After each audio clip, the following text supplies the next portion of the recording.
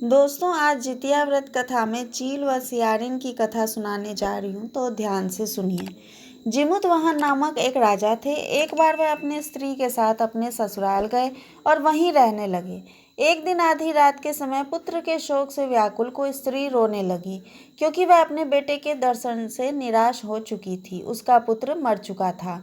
वह रोती हुई कहती थी, हाय मुझ बूढ़ी माता के सामने मेरा बेटा मरा जा रहा है। उसका रुदन सुनकर राजा जिमुतवाहन का तो मानो हृदय विदीर्ण हो गया। वह तत्काल उस स्त्री के पास गए और उससे पूछा, तुम्हारा बेटा कैसे मरा है? बूढ़ी ने कहा, गरुड़ प्रतिदिन आकर गांव के लड़कों को खा जाता है। इस पर दयालु राजा ने कहा, माता अब तुम रो मत, आनंद से बैठो, मैं तुम्हारे बच्चे को बचाने का यत्न करता हूँ। ऐसा कहकर राजा उस स्थान पर गया जहाँ गरुड़ आकर प्रतिदिन मांस खाया करता था। उसी समय गरुड़ भी उस पर टूट पड़ा और राजा के शरीर का मांस खाने लगा। जब अतिशय तेजस्वी गरुड़ ने राजा का बायां अंग खा लिया, तो झटपट राजा ने अपना दाहिना अंग फेरकर गरुड़ के सामने कर दिया। यह देखकर गरुड़ जी ने कहा, देवयोनियों में तुम कौन हो? तुम मनुष्य तो नहीं जान पड़ते। अच्छा, अपना जन्म और कुल बताओ। पीड़ा से व्याकुल मन वाले राजा ने कहा, हे पक्षीराज, इस तरह के प्रश्न करना व्यर्थ है। आप अपनी इच्छा भर मेरा मांस खाओ। यह सुनकर गरुड़ रुक गए और बड़े आदर से राजा के जन्म और कुल की बात पूछने लगे। राजा ने कहा, मेरी माता का नाम है शैव्या और मेरे पिता का नाम शालीवाहन है। सूर्य वंश में मेरा जन्म हुआ है और जिमुतवाहन मेरा नाम है। राजा की दयालुता देखकर गरुड़ ने कहा, हे महाभाग, तुम्हारे मन में जो अभिलाषा हो वह वर मांगो। राजा ने कहा, हे पक्षीराज, यदि आप मुझे वर दे रहे हैं तो वर दीजिए कि आपने अब तक जिन प्राणियों को खाया है वे सब जीवित हो जाएं। हे स्वामी, अपने आप यहाँ बालकों को ना खाएं और कोई ऐसा उपाय करें कि जहाँ जो उत्पन्न हो वे लोग बहुत दिनों तक जीवित रहें। धौम्य ने कहा कि पक्षीराज गरुड़ राजा को वरदान देकर स्वयं अमृत के नागलोक चले गए। वहां से अमृत लाकर उन्होंने उन मरे मनुष्यों की हड्डियों पर बरसाया। ऐसा करने से सब लोग जीवित हो गए जिनको कि पहले गरुड़ ने खाया था। राजा के त्याग और गरुड़ की कृपा से वहां रहने वालों का बहुत कष्ट दूर हो गया। उस समय राजा के शरीर की शोभा दूनी हो गई थी। राजा की दयालुता देखकर गरुड़ ने फिर कहा, मैं संसार के कल्याण के लिए एक और वरदान दूंगा। आज आश्विन कृष्ण सप्तमी से रहित शुभ अष्टमी तिथि है। आज ही तुमने यहाँ की प्रजा को जीवन दान दिया है। हे वत्स, अब से यह दिन ब्रह्म भाव हो गया है। जो मूर्ति भेद से विविध नामों से विख्यात है, वही त्रैलोक्य से पूजित दुर्गा अमृत प्राप्त करने के अर्थ में जीवित पुत्रिका कहलाई है। सो इस तिथि को जो स्त्रियां इस जीवित पुत्रिका की और कुश की आकृति बनाकर तुम्हारी पूजा करेंगी, तो दिनों दिन उनका सौभाग्य बढ़ेगा और वंश की भी बढ़ोतरी होगी। हे महाभाग, इस विषय में विचार करने की भी आवश्यकता नहीं है। हे राजन, सप्तमी से रहित और उदया तिथि की अष्टमी को व्रत करें, यानी सप्तमी विद अष्टमी जिस दिन हो उस दिन व्रत न कर शुद्ध अष्टमी को व्रत करें और नवमी में पारण करें। यदि इस पर ध्यान न दिया गया तो फल नष्ट हो ही जाएगा और सौभाग्य तो अवश्य ही नष्ट होगा।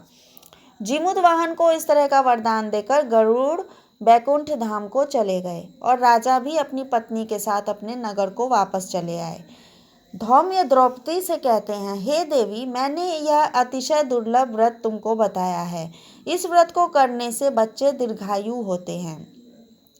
हे देवी, तुम भी पूर्वोक्त विधि से यह व्रत और दुर्गा जी का पूजन करो तो तुम्हें अभिलाषित फल प्राप्त होगा। मुनिराज धौम्य की बात सुनकर द्रौपदी के हृदय में एक प्रकार का कौतूहल उत्पन्न हुआ और पूर्ववासिनी स्त्रियों को बुलाकर उनके साथ यह उत्तम व्रत किया। गौतम ने कहा, यह व्रत और इसके प्रभाव को किसी एक चिल्ही ने सुन लिया और अपनी सखी सियारिन को बतलाया। इसके बाद पीपल वृक्ष की शाखा पर बैठकर उस चिल्ही ने और उस वृक्ष के खोते में बैठकर सियारिन ने भी व्रत किया।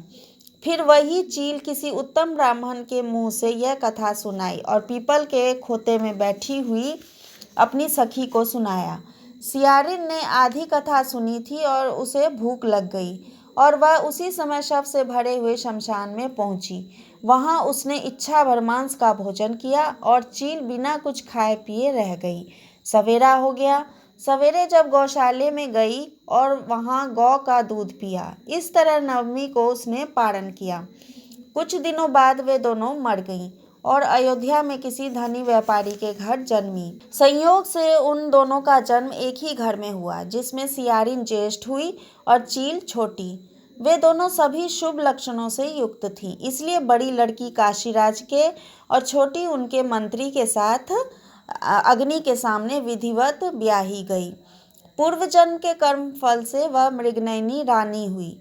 जिस किसी भी संतान को उत्पन्न करती वह मर जाती थी और पूर्व जन्म की बातों को स्मरण करने वाली मंत्री की पत्नी ने तेजस्वी 8 बेटे उत्पन्न किए और सभी जीवित रह गए।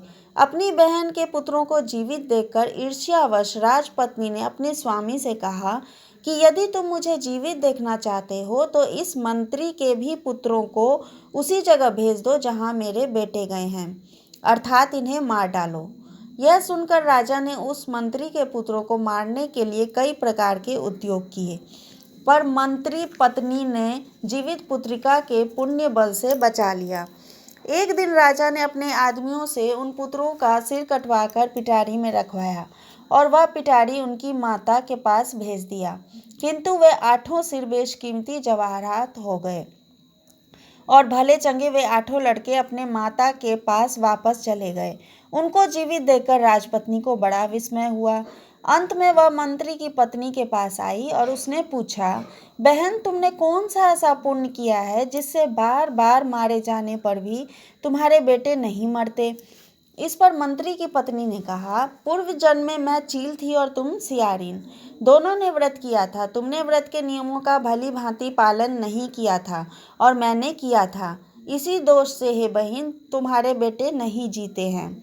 ओ राजरानी, अब भी तुम जीवित पुत्रिका का व्रत करो तो तुम्हारे बेटे जरूर दीर्घायु होंगे। मैं तुमसे सच सच कह रही हूँ। उसके कथानुसार रानी ने भी व्रत किया। तभी से उसके कई बेटे सुंदर और दीर्घायु होकर बड़े बड़े राजा हुए। सूत जी कहते हैं कि सब प्रकार का आनंद देने वाला मैंने यह दिव्य व्रत बतलाया। स्त्रियां चिरंजीवी संतान चाहती हों तो विधि पूर्वक यह व्रत करें।